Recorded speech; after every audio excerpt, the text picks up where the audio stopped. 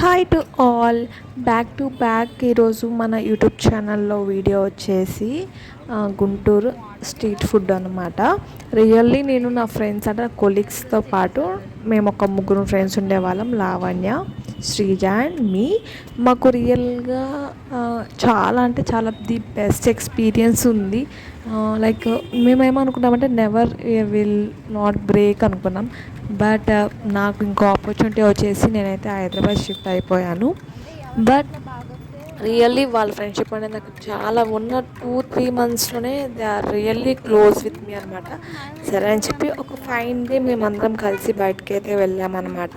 Like bread ఆమ్లెట్కి వెళ్ళాము. Really అండి, గుంటూరులో స్ట్రీట్ ఫుడ్స్ అనేవి చాలా బాగుంటాయి. ఫస్ట్ ఆఫ్ ఆల్ మనకి గుంటూరు అనగానే మెయిన్గా గుర్తొచ్చేది చాలా అంటే చాలా స్ట్రీట్ ఫుడ్స్ అనమాట. ఫస్ట్ లైక్ వంకాయ బజ్జీ కానీ అండ్ మాల్పూరి కానీ ఇవన్నీ ఏంటంటే లైక్ గుంటూరులోనే ది బెస్ట్ అండ్ ఫేమస్. అంటే అక్కడే చాలామంది రీల్స్ కూడా చేశారు. లైక్ ఇన్స్టాలో రీల్స్ చాలామంది చేశారు, యూట్యూబ్లో చాలామంది వీడియోస్ కూడా పెట్టారన్నమాట గుంటూరు స్ట్రీట్ ఫుడ్స్ అనేది.